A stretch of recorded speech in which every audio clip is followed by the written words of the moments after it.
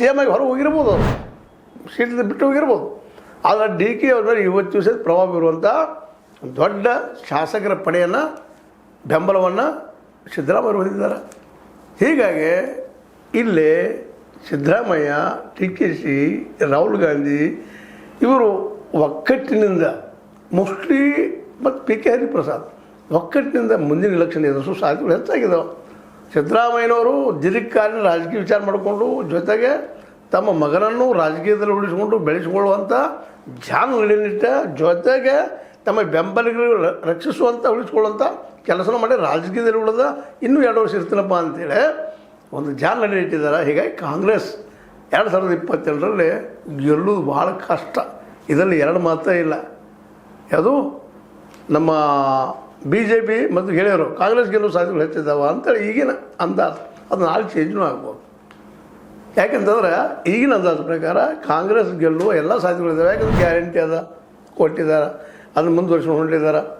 ಅದ್ರ ಜೊತೆಗೆ ಹೊಸ ಒಂದು ಹಾಕಿದ್ರೆ ಗ್ಯಾರಂಟಿ ಹಾಕಿದ್ದಾರೆ. ರೈತರಿಗೆ ಬಗ್ಗೆ ಡಿ ಕೆ ಶಿವರ ಮನೆ ಮಾತಾಡಿದ್ದಾರೆ, ಅದು ಅನುಷ್ಠಾನಕ್ಕೆ ಬರಬೇಕು.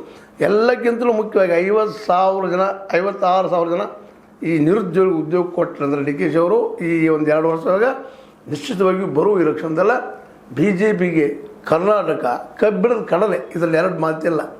ಏನಪ್ಪ ನಾವು SIR ಗೆಲ್ತೀವಿ ಅನ್ನೋದಷ್ಟು ಸುಲಭದ ಮಾತಲ್ಲ. ಯಾಕಂದ್ರೆ ಹೌದು ಗೆದ್ದಿದ್ದಾರೆ ಇಲ್ಲಂತಲ್ಲ, ವೆಸ್ಟ್ ಬೆಂಗಾಲ್ದಲ್ಲೇ ಬಿಹಾರದಲ್ಲೇ ಗೆದ್ದಿದ್ದಾರೆ. ಅದು ಇಲ್ಲಿ ಸಾಧ್ಯ ಆಗಿಲ್ಲ, ಕೇರಳ ಮತ್ತು ತಮಿಳುನಾಡಲ್ಲಿ. ಅದಕ್ಕೆ ಕಾರಣ ಇಷ್ಟ. ಯಾಕಂದರೆ ಇಲ್ಲೇ ಜಾಗೃತ ಜನ ಇದ್ದಾರೆ ಅನ್ನೋಕ್ಕಿಂತಲೂ ಜೊತೆಗೆ ದಕ್ಷಿಣ ಭಾರತದಲ್ಲೇ ವಿದ್ಯೆ ಪಡೆದಂಥ ಜನರ ಸಂಖ್ಯೆ ಹೆಚ್ಚದ, ತಿಳುವಳಿಕೆ ಜನರ ಸಂಖ್ಯೆ ಹೆಚ್ಚದ.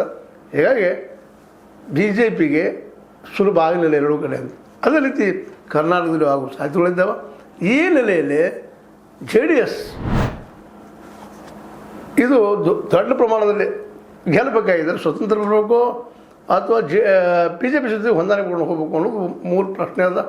ಆ 3 ಪ್ರಶ್ನೆಗೆ ಉತ್ತರ ಅವ್ರು ಹುಡುಕುವಂಥದ್ದು. ಆದರೆ ಈಗ ಮಾತ್ರ JDS ಅಡ್ಲಿಕ್ಕೆ ಹತ್ತಿರ ಸಿಕ್ಕಂಗಾಗ್ಯದ. ಯಾಕಂದ್ರೆ BJPಗೆ ಒಂದೇನು ಆಸೆ ಇತ್ತು, PL ಹಲವು ಚರ್ಚೆ ಮಾಡಿದ್ದು ನೀವು ಕೇಳಿದ್ದೀರಿ. ಏನಪ್ಪ ಅಂದ್ರೆ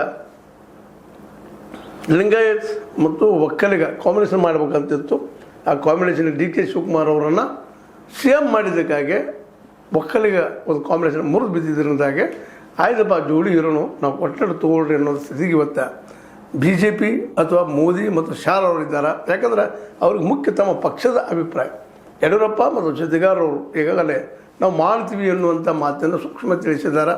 ಮತ್ತು ಅದಕ್ಕೆ ಅದರಲ್ಲೂ HDಗೆ CM ಮಾಡ್ತೀವಿ ಅಂತ ತಕ್ಷಣ ಅವ್ರು ಜಾಗ್ರತೆ ತಗೊಂಡು ತಮ್ಮ BJPಯನ್ನು ಮತ್ತಷ್ಟು ಕಟ್ಟಿಕೊಳಿಸುವಂಥದ್ದು ನಾವು ಮಾಡ್ತೀವಿ ಅನ್ನೋಂಥ ಮಾತಾಡಿದ್ರಿಂದಾಗೆ ಇವತ್ತು ಕುಮಾರಸ್ವಾಮಿಗಳ JDS ಅಡ್ಡಕ್ಕೆ ಹತ್ತಿರಲ್ಲದ. ಮತ್ತು ಈಗ ಅನಿವಾರ್ಯ ಅನ್ನೋದು